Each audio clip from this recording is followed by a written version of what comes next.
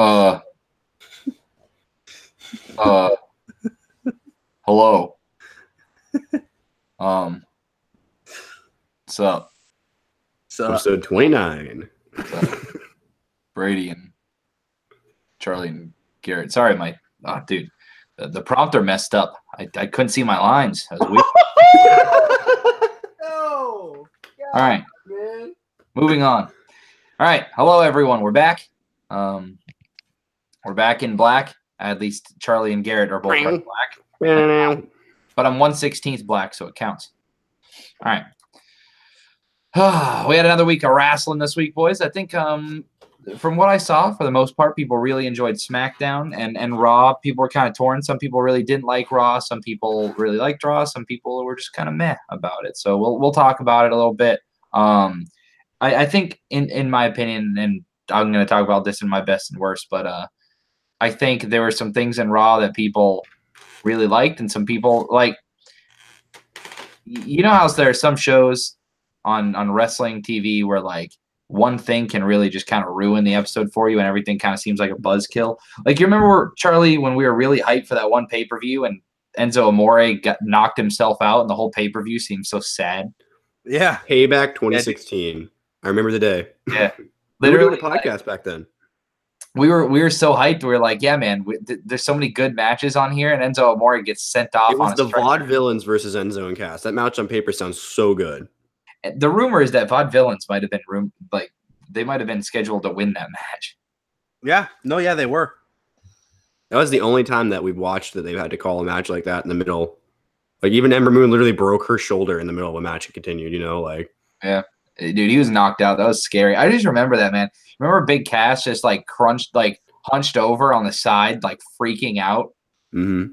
That was so weird, dude. He was just like, oh my god, I don't know what to do. That's like, and imagine if that had been the end for Enzo. Then how differently things might have gone for Cass. I mean, they would have stayed together. Carmella would have came up, and now that we see what Carmella's blossomed into, she literally was the biggest afterthought in NXT. No one thought she's going to be anything.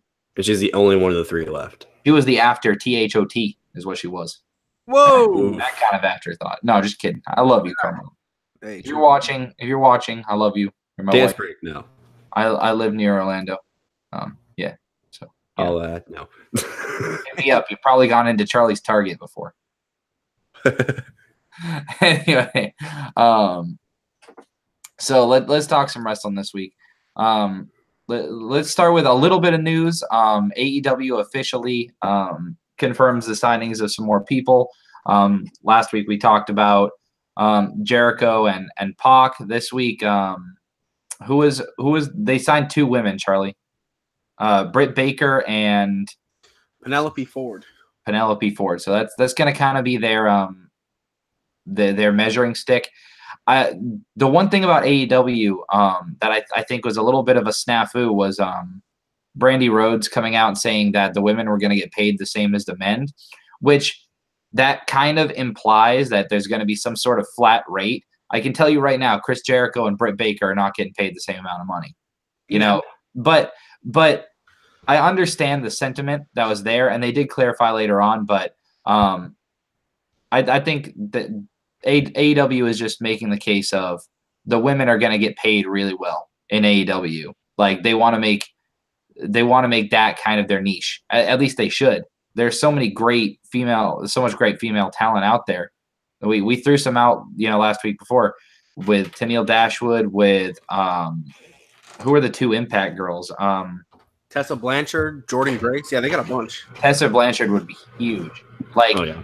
I would take Britt Baker, Tessa Blanchard, like, throw that as your first feud. And it's been confirmed that Adam Hangman Page and Pac is the first, basically confirmed through social media, that's going to be the first official feud for the first world title for AEW. Are you down with that, Garrett? Oh, yeah. I mean, that's going to be a good match. I mean, Adam Page is like one of those weird guys that is going to be replaced in the Elite eventually, unfortunately to say, when he finds his own groove somewhere else, which will happen. I don't think he's going to be a permanent AEW guy.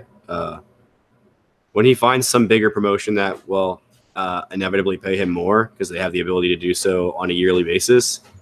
I think as long as it doesn't outweigh the contract not being independent anymore, I think he'll end up being somewhere else. But Pac is going to be like a permanent signing, I think. I think he's going to continue his career with AEW and not look back at all. So it'll be a really, really good match, though. And that title is going to probably end up around Pac's waist, unfortunately, for Adam. But, I like it, though. I think that would be great for Pac to be the guy to carry it. Oh, yeah. Another guy that I really think they should get is I think they should get Moose if they can. I think that's someone that they should sell out to get. They need deal with Busted Open Radio for some advertising. Yeah, right. And then the other to do commentary was Jerry Lawler. No.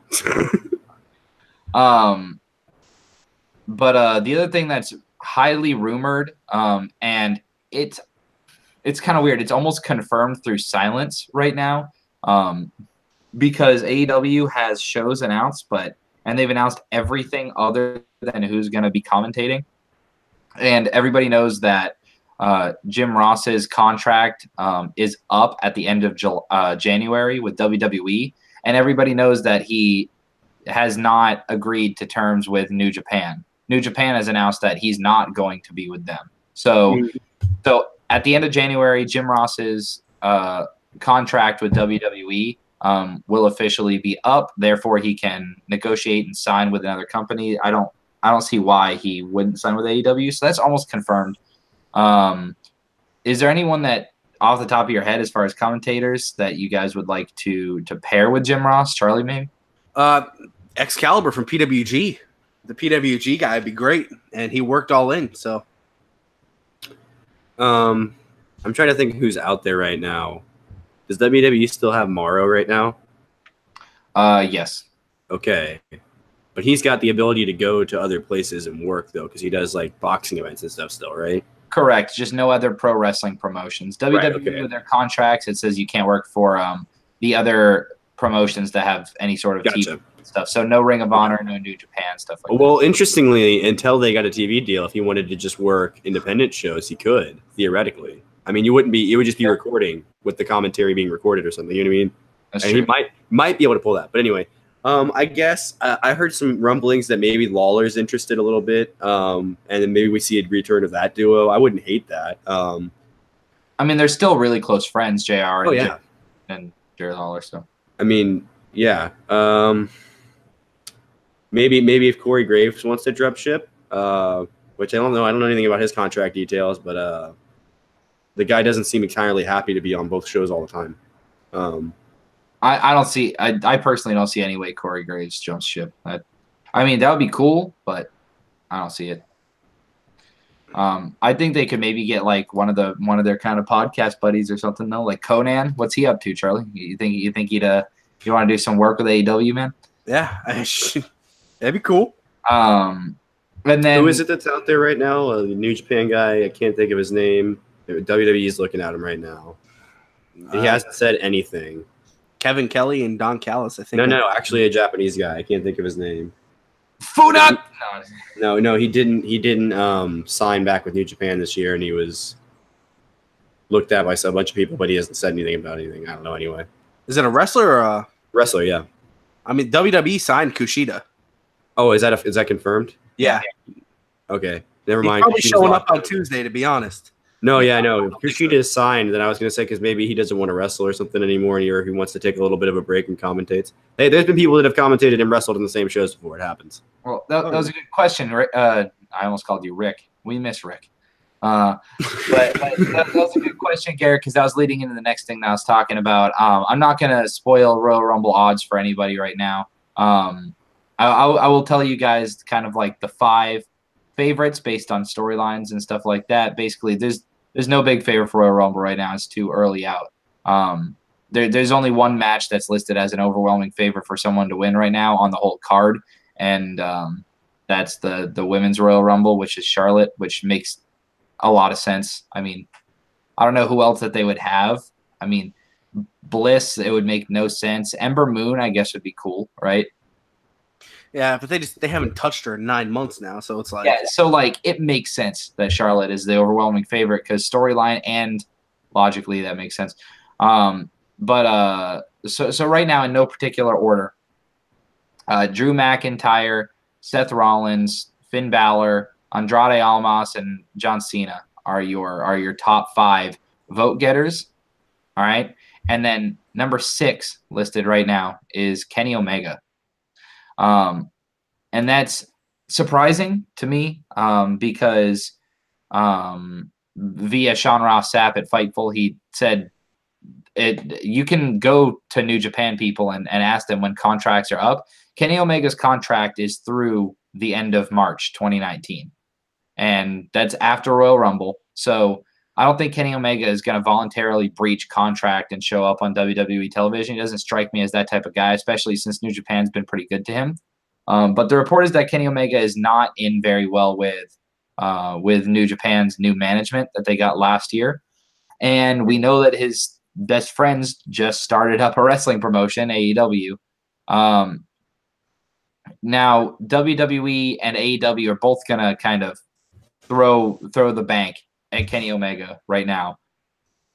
But do you guys think, I'll throw it to you first, Garrett, do you think that Kenny Omega, how should I put this? Do you think that Kenny Omega, with his age, he is a little older than a lot of the other guys. Do you think that with his age, and since the AEW title match has already been announced for the first title, do you think that this spells that Kenny Omega is going to WWE? Or no? I don't know that it necessarily spells that. There's been reports that deals have been going back and forth to try and get him ridiculous deals. I do believe that WWE is willing to offer him a shed load more money than they are somebody else. But we got to remember here that he's untested to them. No matter how many good matches they've seen him put on, they don't know what he's going to do under the schedule of WWE. So, and I hate people are going to hate me when I say this, but it's true. He's going to be a Raw guy. He will not end up on SmackDown, even though that's where he should be. He will end up on Raw, and he won't want to do that for what and like you said. Jericho is not getting signed for less than what he was getting signed for in New Japan or WWE. So, neither is Kenny at this point. So, and Kenny can write his own checks, honestly, if he wants to at this point. So, I think he's AEW bound for sure, because I don't think WWE has the bank to keep up with what they're willing to throw at their friend to keep him. Yeah. And then one more name, Charlie. I want to throw this at you because I've heard this thrown out. This guy actually got me. It's rustled my jimmies a little bit in a good way, kind of like a little bit of fondle just under there, just kind of one of those. For sure. It's like, I was gonna say something sick. I gotta. Don't do it. All right, there's something about a snail, and I don't even know where I was gonna go with it. But anyway, Charlie, if you had to say, obviously, who is the face of WWE? If you had to say right now. Right now. Yeah, just. Who has been the face of WWE? If you were it's been Roman and Brock Lesnar. Definitely. If you were to go to someone outside of wrestling, who's the one name that they're most likely to give you first in wrestling? John Cena. True. It's John Cena. Yeah. Who is New Japan's John Cena? Oh, Tanahashi, the ace, the GOAT. I don't think so. Okada? I think it's Okada. I think Kazuchika Okada he has done everything there is to do in New Japan. And if AEW could sign Okada. Well, I mean, we already know, like, Jericho can still work New Japan. It's in his contract. Yep. So, I mean, they could theoretically do whatever they want. Did you hear the offer that the Young Bucks got, though? And WWE offered them millions, right? Yeah, so they offered Hangman Page was main roster money for NXT. And then Cody and the Young Bucks were like major star money for WWE. And then they would have a weekly thing on the network with Being the Elite. And the craziest thing, WWE's never done this. They had a 6-month window to leave the contract if they didn't agree with the push or whatever. What Culture broke it down really well. It's really interesting because they kind of broke down what Dave Meltzer posted. Because he gave out the official details. That's almost a deal I feel like you should take, because I feel like you can then be like, all right, we're only going to do this if we can operate our own promotion too. I mean, think that. And I feel like WWE might be okay with that at this point. Now, this is something that's been bothering me a little bit, Garrett. I'm going to ask you. Okay. It's obvious that Dave Meltzer really, really likes all of the elite guys, like especially the Bucks, they've got a move named after him. It's literally their finisher is the Meltzer driver. Mm-hmm. Do you think that someone that most people have he's like their go-to journalist, and he's supposed to be an unbiased journalist, and as a guy that's you're not necessarily going into journalism. Oh no, that's literally what I decided to go with in the end was journalist. Okay, so as an aspiring professional journalist, do you see any sort of ethical issue with Dave Meltzer openly rooting for the Young Bucks while also trying to be a bipartisan reporter? So I'll take this from two perspectives. I could see with the argument there. If it was standard journalism. However, sports journalism generally involves a lot of opinion. If you watch any sports program like ESPN, they're going to throw what they believe at you. And they always ask for opinions all the time, especially players. Now, Meltzer's not a player. So then it's when you go, okay, he's never wrestled a match. He's never been in the ring. He's been to a lot of wrestling events. He's been invited to a lot of wrestling stuff. He gets involved. But then you also have to ask the question, is he's built all these connects over the years where he can get all this information that turns out to be correct? Is he the guy you want to trust? Because he's obviously not a very trustworthy guy if he takes all this information and puts it out so that he can make some money off of it. I don't know if I even put him in the same place as journalists anymore. Maybe back when he still wrote articles all the time and was actually reviewing matches and giving them star ratings and stuff instead of just going on his podcast and saying, yeah, 4 stars this, 5 stars that, blah, blah, blah, blah, you know. I think he lost that when it became Wrestling Observer Radio and stopped being Wrestling Observer Newsletter. Well, he still has the newsletter. But when you want new information from Meltzer, do you go to the podcast or do you go to the newsletter? Most of these people go to like Fightful has a guy that goes to the newsletter. Everyone has someone that goes to the newsletter and try and gets the information as quick as possible. I know what you mean though. Like, yeah. I think the general wrestling audience goes to his podcast at this point if they want to, because he summarizes everything in that newsletter and he does it in 5 minutes, you know, or whatever. Yeah, that's true. I also think I think that's just because podcasts are the new hot thing. People just don't want to read. I can attest to the fact of I've got like 10 podcasts that I subscribe to, and that's all I listen to on the way to work in the morning. I'm not watching music and stuff. I'm a podcast guy, so. That's all I do is listen to just people talking conversations all day. Mm-hmm. See, I think it's so weird and different with Meltzer. Why? He's the guy that. Well, because there's never been another Meltzer at this point. It's just, can we see him, Charlie, as like the leading, unbiased guy, knowing that he hasn't shied away from the fact that he likes them, that he puts them over anybody else. Like. Do you think that he's someone that we can go to as a trustworthy spot for news if he starts bashing WWE all the time? He doesn't have to release information of if he's accepting money from the Bucks or Cody or whoever. He doesn't have to disclose that. Do you think that he's someone that you can trust if he's openly friends with basically the whole AEW roster? I think so. I think we need AEW to succeed, to be honest.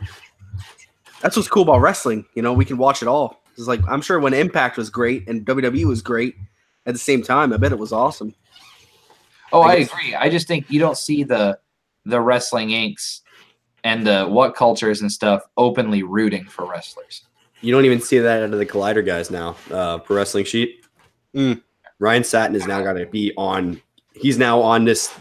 You got to stay even, dude, because we're all actually journalists here, you know. Like I'm cool with it, and I like how a lot of people really like Meltzer. I like listening to Meltzer. I think he has a lot of great points. You know, it's like us, but I don't claim to be an unbiased reporter of music. You know, I'm not breaking news.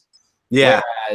Whereas you know, and Garrett will tell you this. Like as a journalist, sadly, it's like there was a reporter. You guys. So there's a running back from Alabama going into football. His name's Josh Jacobs, and he hadn't declared for the NFL draft yet, Garrett. But a reporter right after his bowl game came out and said, "Are you declaring for the draft?" Or like he tweeted out confirming that he was going into the draft, and then Josh Jacobs tweeted back at him like, "This is false. I haven't said anything."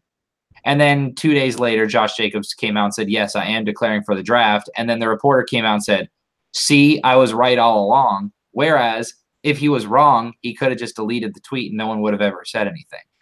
Isn't there an issue with that? Oh, absolutely. There's an issue there. If you're getting inside information like that, especially in actual sporting events, that affects. Well, that's the thing. He didn't have the inside information. It was just guesswork. Right. So, and it's like, how many times has Dave Meltzer said something when we've all been like, that's completely out of left field, and then it turned out to be correct, and we were like, that seems a little odd. Or he said something and then he just said plans changed at the last second. Oh yeah, I know. Card subject to change is a great excuse in the wrestling. You know, and the biggest problem with all this, there's never been another Meltzer. Ryan Satin comes close. Fightful.com is really, really strong. But you know, aside from the really loud noises in the background, like it's like you know, it becomes one of those things where because you don't have another wrestling journalist like that, maybe it'll be me one day, who knows? But you know, because you don't have another great wrestling journalist like that, that's got all the experience and all the know-how and all the people, you don't really know if you can trust him because there's no one else out there to contradict him, and we all use him as a main source. So everyone's been using Dave Meltzer for so long. It's just it will be very hard to get people out of their stuck ways. You know what I'm saying? And I'll admit, I still openly listen to Wrestling Observer Radio whenever it gets posted on YouTube. You know. Yeah. So. Interesting. All right, let's get into stuff that we liked and didn't like a little bit. And we don't need to go crazy in depth. We spent a lot of AEW time, but that's good. You know, AEW is the exciting new thing. If you know, this is what this podcast is for. It's a medium for us to chat about it and then put it on the internet for everyone to see. So I'll start because mine are actually kind of grouped up. So we'll just kind of go person by person, talk about what we liked and didn't like this week. Sound good? Yeah. So for me, something that I did not like is the fact that WWE has kind of used the death of Mean Gene Okerlund to bring Hulk Hogan back and hopefully like reintroduce him to the audience, because no one's going to go out there and openly boo Hulk Hogan since he's out there saying great things about Mean Gene Okerlund. And even while Hulk Hogan was out there, he was bashing other dead people out there, talking about how like he doesn't want to go sleep with Moolah and whoever. I'm like, yeah, there's a Tale of Two Cities joke somewhere in here.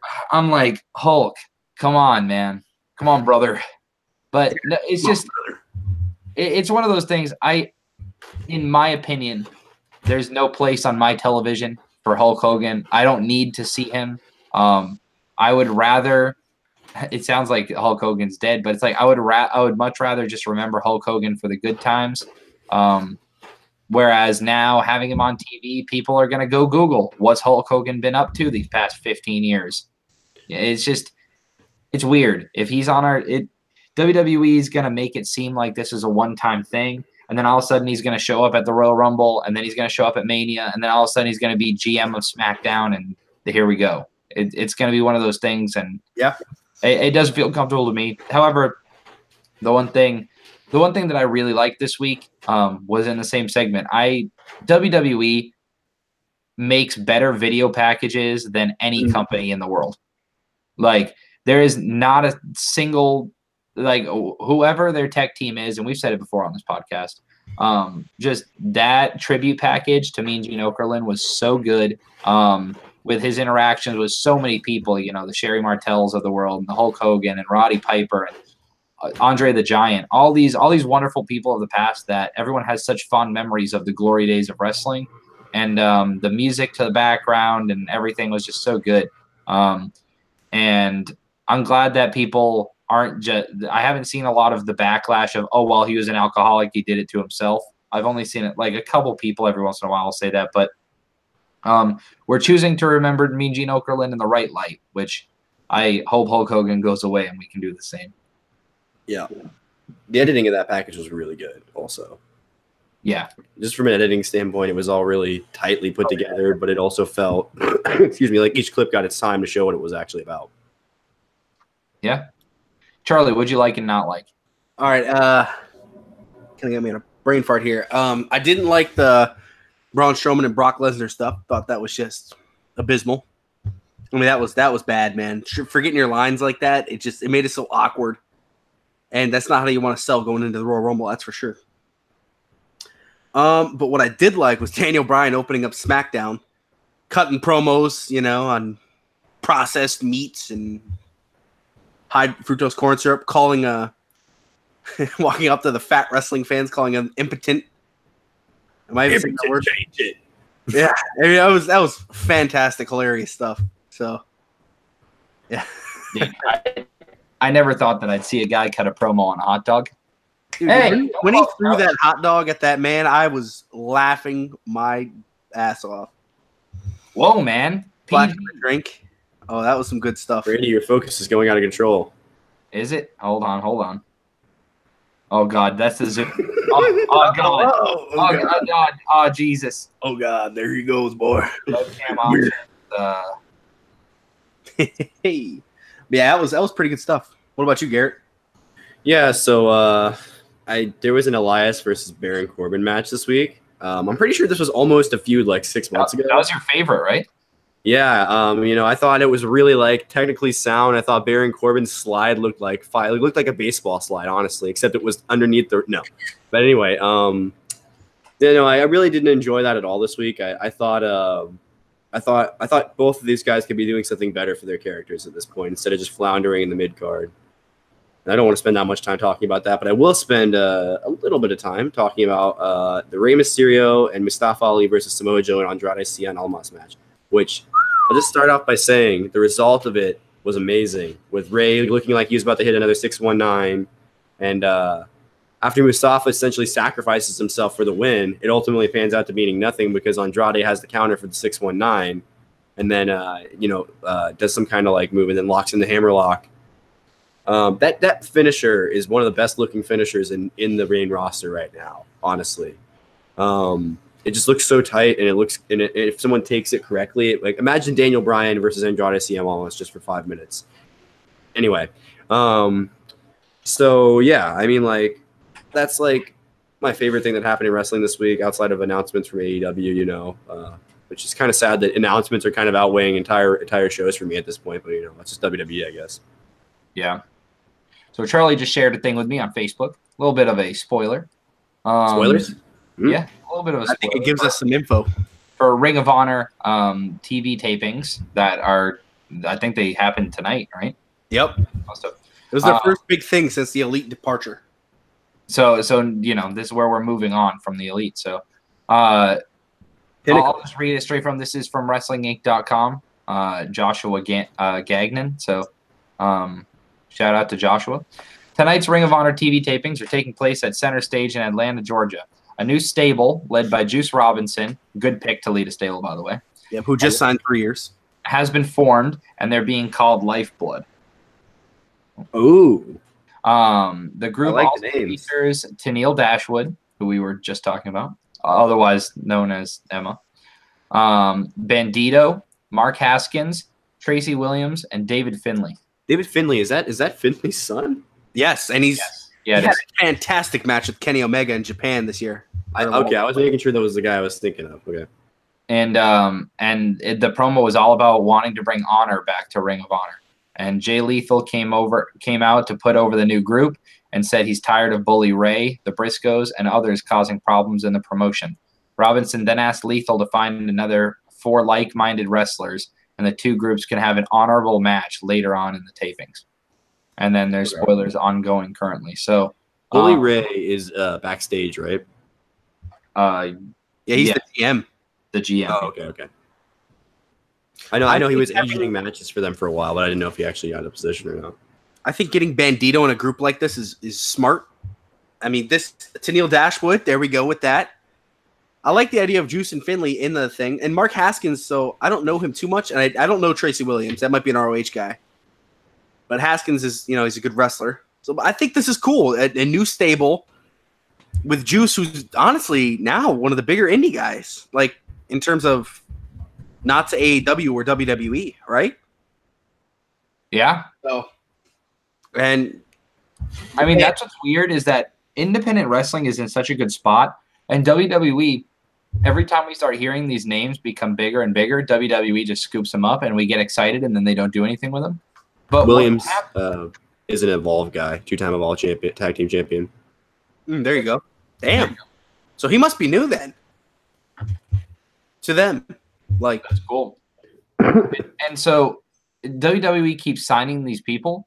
But the thing is that, yes, like, did Matt Riddle become big because of his own work? Yes, he did. But there are so many people out there willing to work just as hard as Matt Riddle and Adam Cole and, all these other people did, that every time WWE signs them, 3 more people start making names for themselves in the independent circuit.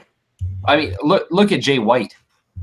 The dude was like, 2 years ago, you would think the dude was never going to be anything. Now all of a sudden he's massive in New Japan. Like, they're actually starting to build Jay White up as like the guy. Damn leader of Bullet Club. He's the guy. And New Japan right now with their last pay-per-view with Wrestle Kingdom literally is swinging the pendulum back to Bullet Club being the dominant force in New Japan. Think about that. Kenny Omega was part of Bullet Club in New Japan, and Bullet Club was losing quite a bit. If Jay White is part of that next, because last time Bullet Club was really dominant was when AJ Styles was the champion, when they just won over and over again. And if they do that with Jay White, could Jay White be AJ Styles? I don't know, but why not give it a shot? He's young enough. Yeah. That's just Jay White is 26 years old. Anyone that comes up young in the New Japan system is going to be set up for a really dominant career, because that dojo is such a good place to learn how just mat wrestling and other technical aspects of wrestling work, because that's what they practice all the time. While the Performance Center will work on all aspects of wrestling, the New Japan dojo will 100% of the time turn you into a really sound wrestler before you ever hit the ring. All right. We're moving on. Last thing, not doing any weekly rundown this week, but I have a hypothetical that I'm going to throw to Charlie first. I love that. Because Garrett, I don't know if you're going to be familiar with the person that we're about to talk about, but I know Charlie is, because this man is maybe one of Charlie and I's 10 favorite people on the planet right now. Oh, damn. There is a 19-year-old kid out there right now doing some incredible things. He's the quarterback of the Clemson Tigers, and his name is Trevor Lawrence.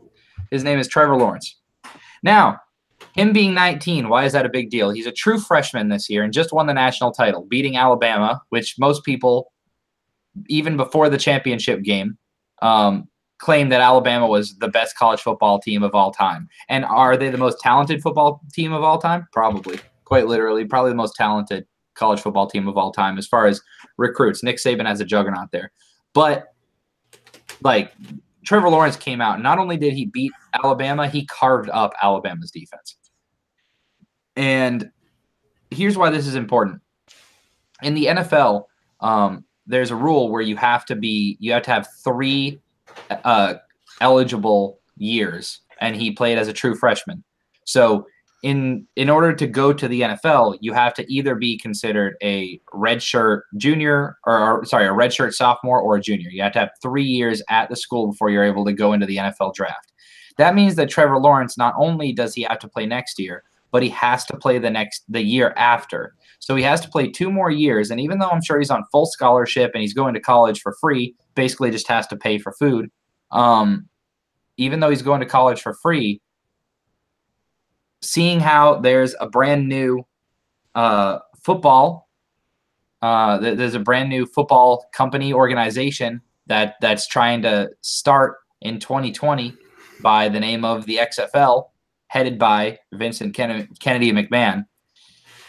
If you're Trevor Lawrence and Vince McMahon throws about $5-6 million at you for salary, let's go big, man. Vince McMahon throws $10 million at Trevor Lawrence to be the face of the XFL and to be the first overall draft pick at the age of 20 next year after 1 more year at Clemson. Do you do it, Charlie? Well, I want to get my number exactly before I speak on this. Long story short, no.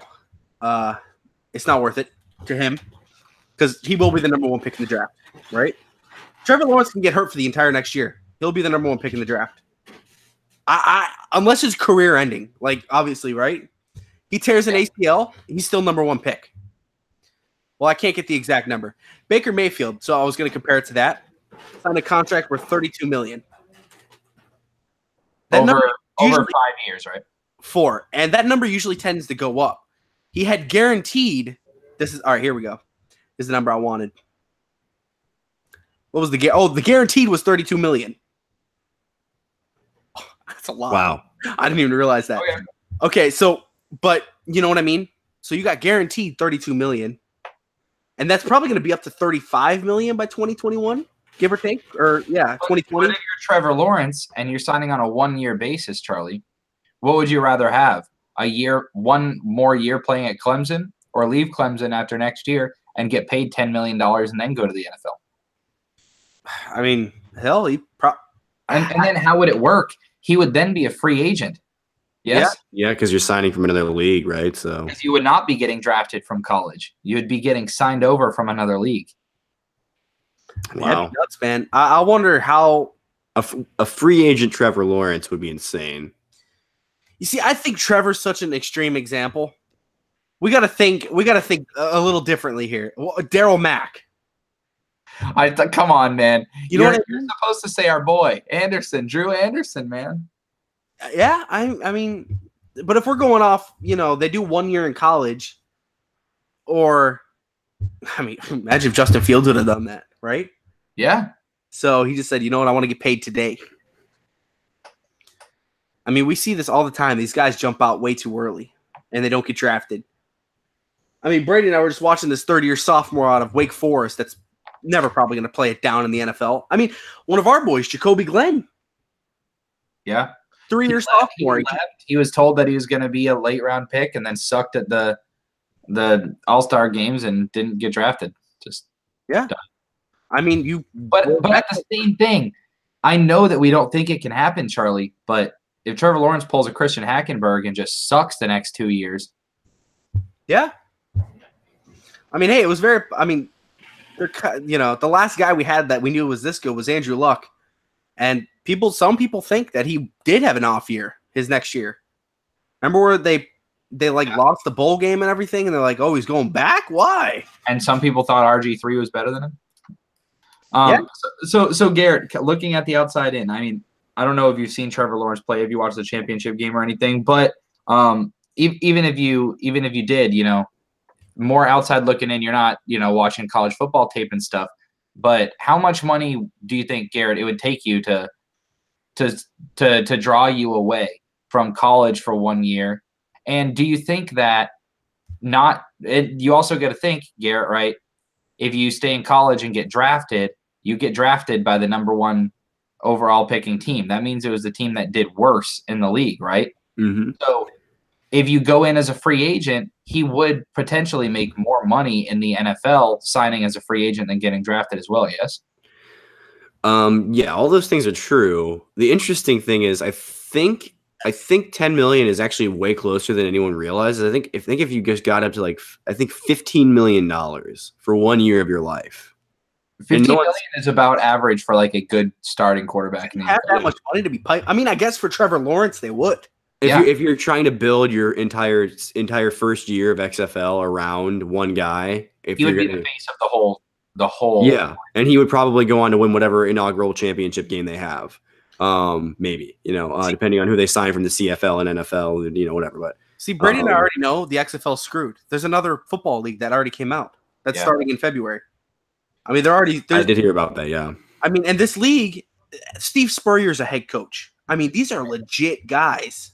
This other league, though, Garrett, is listed as a supplemental league to the NFL. They're partnered with the NFL to where it's all regional guys, and NFL teams it's very accessible for NFL teams to sign players. So I could just be say it's the Washington Mountaineers or something like that, and they have some decent quarterback, and I need a free agent quarterback because my team's just got hurt. It already happened twice this year with Josh Johnson was protected by his regional team, and then the Redskins had both starting and backup quarterback get hurt. They signed Josh Johnson, and he actually started Like, Okay.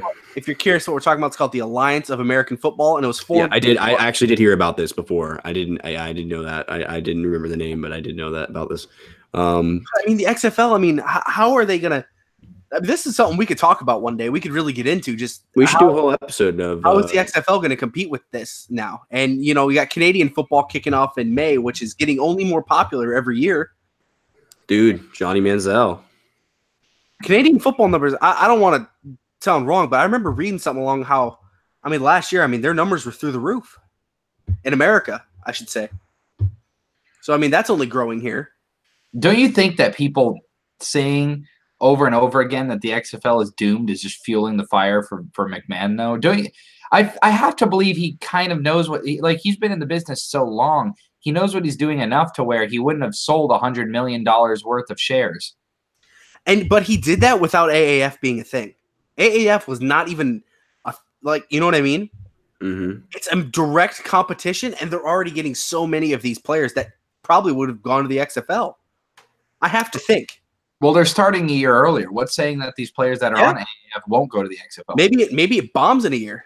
I mean, what's their broadcast network? CBS? I mean, oh my God. That's going to create some conflicts because CBS has a lot of the AFC NFL games, I believe. No, yeah. Well, that's what I'm saying. The AAF is running on CBS and CBS Sports right, Network. because the AAF is in association with the NFL. Right, but I still think the NFL still isn't going to want to be competing with those games though on networks. No, it's in the offseason of the NFL. Oh, is it really? Okay. Yeah, well, that's going to be weird. Both of these are going to be in the offseason, which is perfect. I mean, it's perfect for these guys.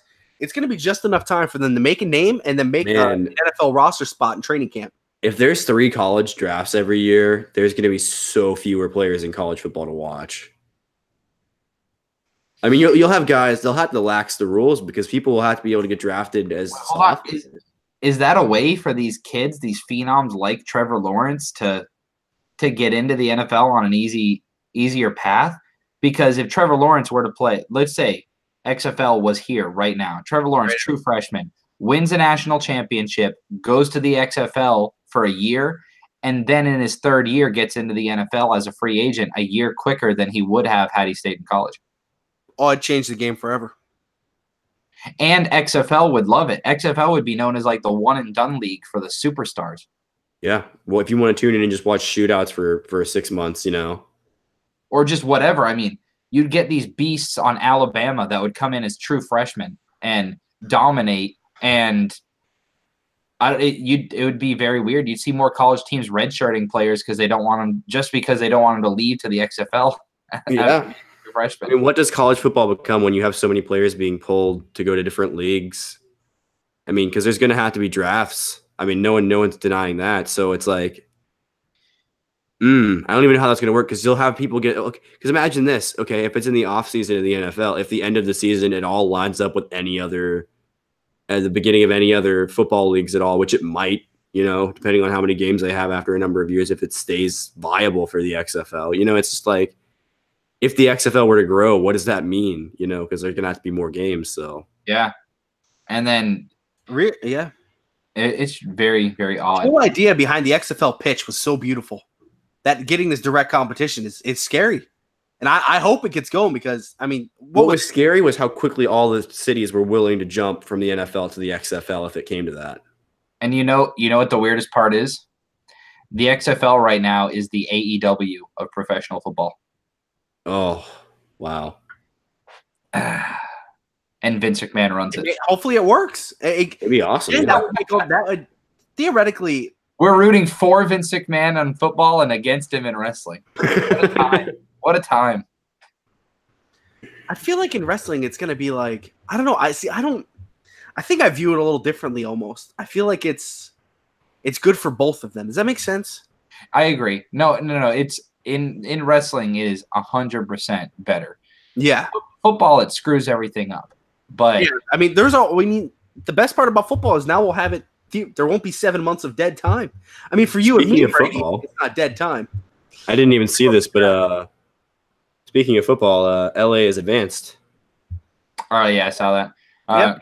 Cowboys went for it on 4th and inches, and Ezekiel Elliott gets stuffed. So, dang, ouch. Rams advancing, going to the championship game, and now tomorrow. We get to see who's going to win tomorrow, Chargers and goddamn, who's the 4 o'clock game? Oh, Saints. Yeah, Philly, New Orleans. Oh, I'm going New England Saints. Brady, we're going to know so many of these guys that go into these leagues. It's going to be cool. These guys, think about that. All these weird like guys that you think are like, the fun guys you find that are like likely never going to get signed by anybody. They might now, Brady and I are really onto this guy this year named Drew Anderson. Watch in 2020, this guy's a starting quarterback in the XFL. We got to find a team to root for. See, AAF, it's easy. We got Orlando. We should all three pick a team together to root for. We will. Yeah, definitely. And Garriet and anybody else that happens to be, watching this, whether you're watching it, sooner or, after, maybe you find this after these videos are already out. Charlie and I are in the process right now of picking some names, watching some college football tape. Charlie's got a really cool idea. These videos might not even be monetized because we're probably going to play tape through another YouTube video and watch tape live and kind of show people breaking stuff down because Charlie and I, when we watch players together, as far as football goes, we really like to get into different stuff. Like Charlie's really into like the height, weight, the measurables, all the kind of the combine nerd stuff, all the numbers, and I'm more of the footwork, arm mechanic, weird things like that. It's fun. We're a good little duo. I find myself somewhere in the middle most of the time. Brady's gonna love Kyler Murray's release. I don't know if you've seen too much of it, but we start watching this man. So I know this podcast has gone everywhere. Laura Rutledge, like one of the main people for ESPN, right? She said she thinks Kyler's better than Baker Mayfield. And the guys were stunned. They couldn't believe it because they went to her to be like, oh, this guy's too short. She's going to destroy him. And then she said, I think he's slightly better. They didn't know what to do. They were stunned. I mean, she put him over. They were stunned because women don't know sports. Whoa. Laura Rutledge could be the GM of a football team. That's what's crazy. She's awesome. Yeah, no. All right. Anyway, that'll do for this episode. Keep an eye out for those football videos. And I'll see you next week. I'm tired. I'll end up going to bed pretty soon here. I don't know if I'm recording an episode with Charlie or not. We'll see. But if we're recording any, maybe one or two tonight, and then I gotta hit the hay. Gonna wake up and watch the Patriots lose by 30 to the Chargers tomorrow. Phillip Rivers is the GOAT. Chargers are trash. If you're watching this in a month, congratulations to the New Orleans Saints on beating the Kansas City Chiefs 52-51 in overtime in the Super Bowl. And until next time. Eagles Patriots Super Bowl, calling it. See ya.